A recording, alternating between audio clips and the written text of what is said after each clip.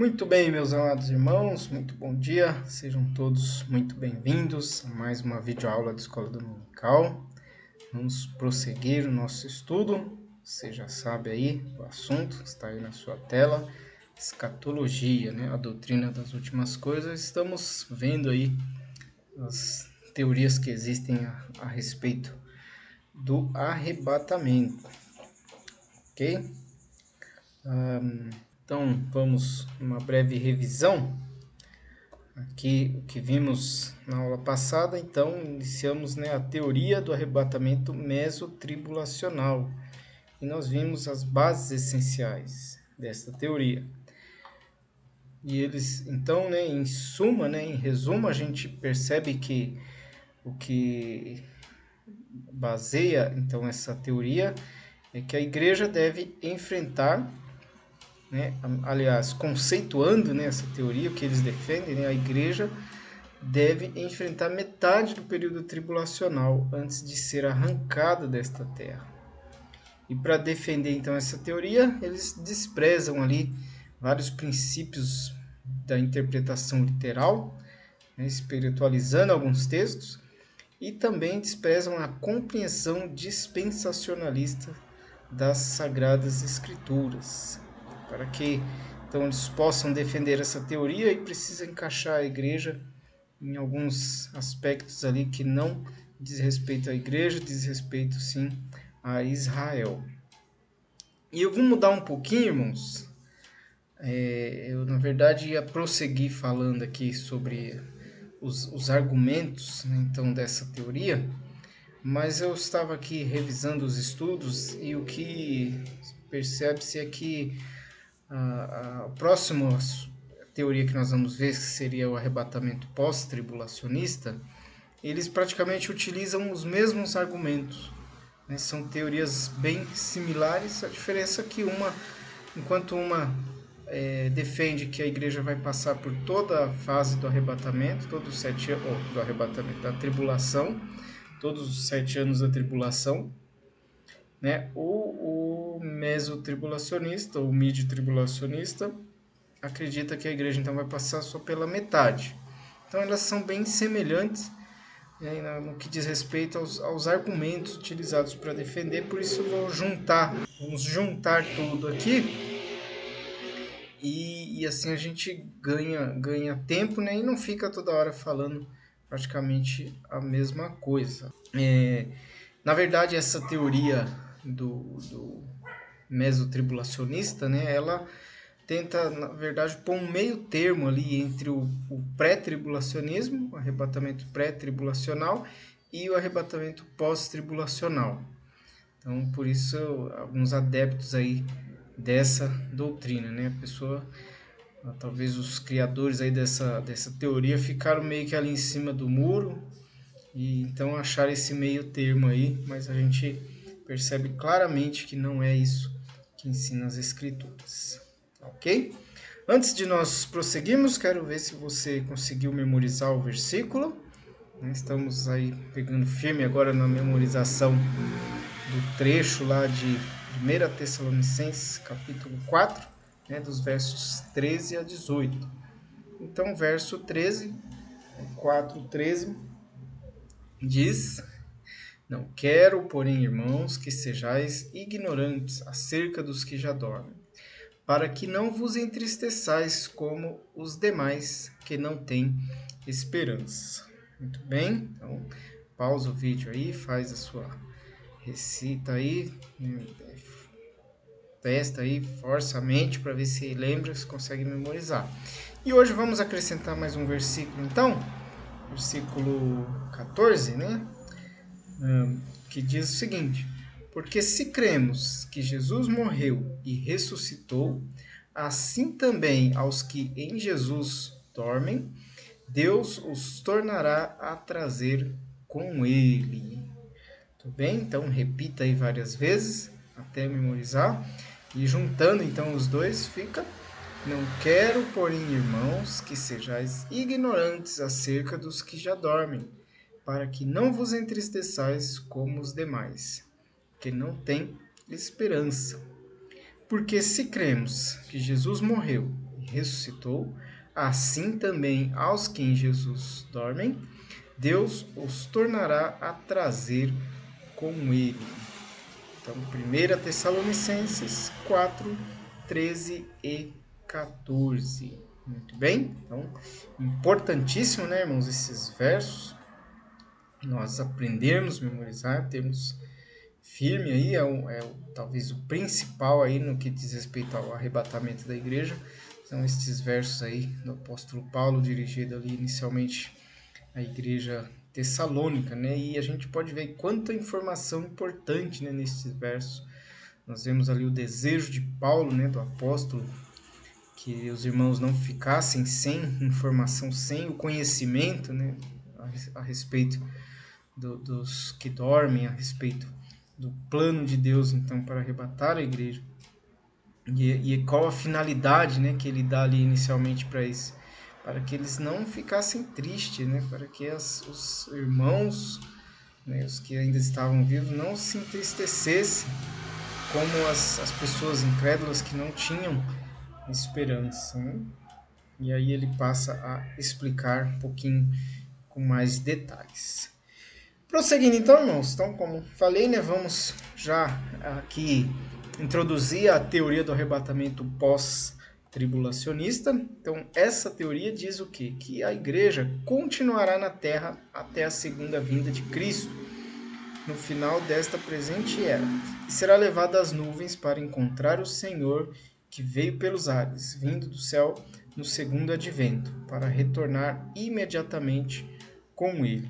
Então, para essa teoria, né, a igreja vai aí enfrentar todo o período tribulacional. No final do período tribulacional, sobe ao céu ao encontro do Senhor nos ares e imediatamente já desce ali para a inauguração do reino milenar de Cristo. Isso que diz essa teoria do arrebatamento pós-tribulacionista. O pós-tribulacionista, ele precisa basear-se numa negação do dispensacionalismo e de todas as distinções dispensacionalistas. Então, vamos ver aqui algumas das bases, né, fundamentais dessa teoria, assim como a gente fez na teoria do arrebatamento mesotribulacionista. Né, os irmãos vão ver que tem bastante semelhança aqui nessa questão. E apenas para a gente poder introduzir o assunto, então eu trouxe aqui também as bases que estão direcionadas para o arrebatamento, para a teoria, né, do arrebatamento pós-tribulacionista. Então eles desprezam, né, assim, também a questão da dispensação, das dispensações, né, uma compreensão dispensacionalista das escrituras, e também as distinções, né? Como, por exemplo, eles não distinguem igreja e Israel, como já falamos.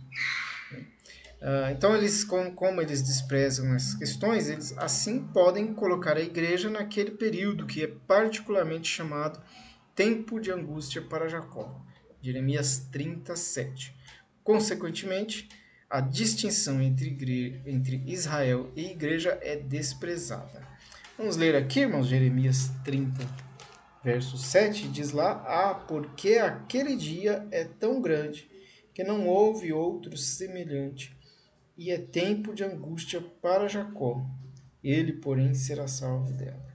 Então, vemos aí claramente, né, um trecho da escritura, o profeta Jeremias, sendo dirigido, tratando-se justamente de Israel, passando ali pelo período tribulacional, no qual a igreja não está inserida aí nesse contexto, ok?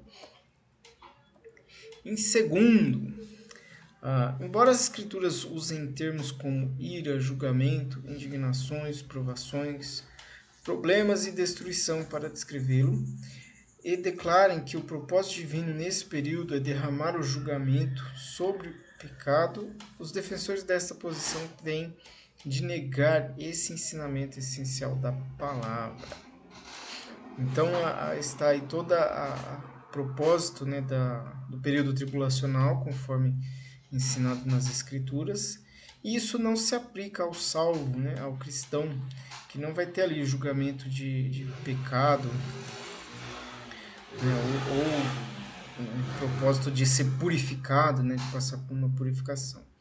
né? A igreja vai estar, nesse período, vai estar com o Senhor, né, para as bodas do Cordeiro, vai estar ali, né, como a noiva de Cristo, vai estar passando, vamos passar sim por um julgamento, vamos ver mais à frente, depois quando tivermos talvez terminado a parte de falar sobre as questões que envolvem o arrebatamento, né, e o que acontece então com o arrebatamento da igreja. Mas a gente vê que a igreja fica fora dessa porque não está dentro do propósito divino, né, para a igreja passar pela tribulação. A tribulação tem seu propósito, né, de trazer ali o juízo a Israel, e a igreja não está inserida nesse contexto. Número 3, o pós-tribulacionista precisa negar todas as distinções observadas nas Escrituras entre o arrebatamento e o segundo advento, fazendo dos dois um e o mesmo acontecimento. Então, para o pós-tribulacionista, né, não existe arrebatamento na verdade, né? Ele juntou ali o evento, né, da segunda vinda de Cristo para inaugurar o reino milenar, e o arrebatamento vai ser só mais como se diz, um ato ali, né, imediato durante a segunda vinda de Cristo. Mas a palavra de Deus ensina que não é bem assim, né? Tudo vai acontecer ao seu tempo, e vai ter um intervalo de tempo para o arrebatamento, né? O arrebatamento vai acontecer, e aí vamos ter esse intervalo de 7 anos, na terra tribulação, no céu ali a festa com o Senhor Jesus. Okay? E no final, então, é que vem o reino milenar, né? A inauguração, a segunda vinda de Cristo, e aí Cristo vem realmente, desce a essa terra para inaugurar o seu reino. Então são, de fato, eventos distintos, acontecendo cada um com o seu intervalo determinado, com o seu tempo determinado.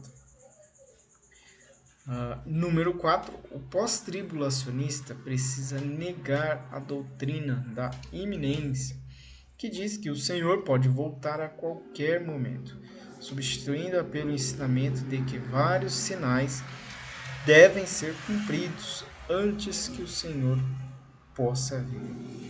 É aquilo que já falamos, né, também com relação ao arrebatamento mesotribulacionista, né, que o período tribulacional ele é carregado de sinais.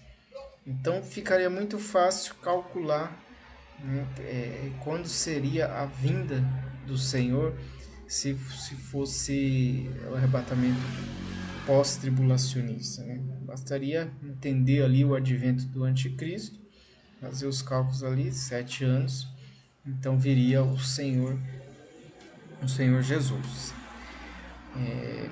E isso, né, faz com que quem crê nessa teoria fique ali aguardando realmente o cumprimento de vários sinais que estão previstos para o arrebatamento, né, para o período tribulacional, aliás.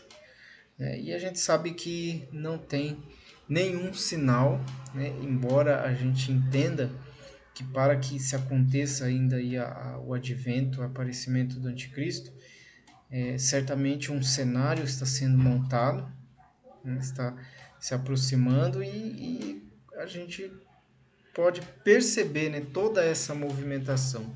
Eu, inclusive, acredito que nunca estivemos num cenário tão propício, né, irmãos, para o aparecimento do anticristo. Né? Se a gente vê aí as coisas que estão acontecendo, já citei aqui, né, os acordos de paz históricos, segundo aí os jornalistas, né, os noticiários, entre Israel e os países árabes, né, alguns países árabes.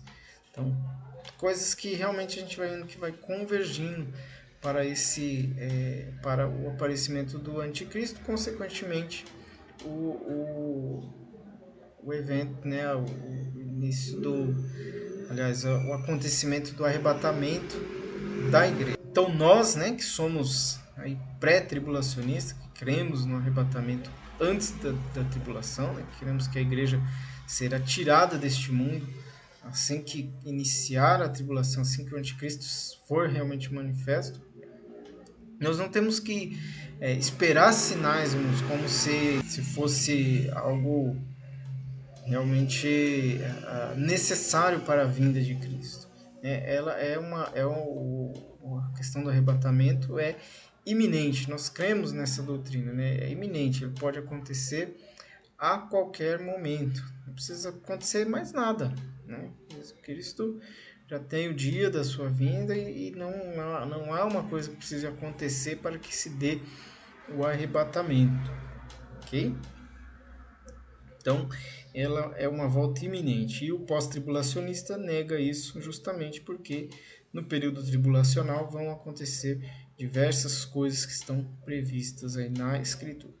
Aliás, se a gente pegar historicamente, né, até nas primeiras aulas nós comentamos um pouco sobre as pessoas que tentaram acertar aí a data do arrebatamento, foi justamente isso, né? Eles viram talvez algum cenário, alguma movimentação, e a gente já lembro que eu até falei naquele dia que sempre que acontecia às vezes uma pandemia, algo relacionado a alguma peste que assolava aí a humanidade, crescia o número então de videntes, né, de profetas que tentavam acertar aí essa data e no entanto, né, até hoje não aconteceu.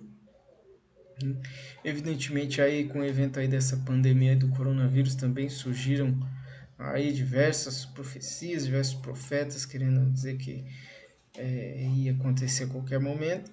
Não aconteceu até agora, né? Quem sabe próximo ano. O fato é que a gente pode entender que está bem próximo, né? Ou não, né? Nosso desejo realmente é de que Cristo volte daqui a pouco, amanhã, mas infelizmente a gente não pode dizer que está tão próximo assim, nem que está tão distante. Apenas que é iminente, né? Que pode acontecer realmente a qualquer momento. Esse é o nosso desejo, né? Maranata, vem Senhor Jesus. Amém? Número 5, acho que é a última. O pós-tribulacionista, ele nega qualquer cumprimento futuro da profecia em Daniel 9, 24 a 27, alegando para ela um cumprimento histórico.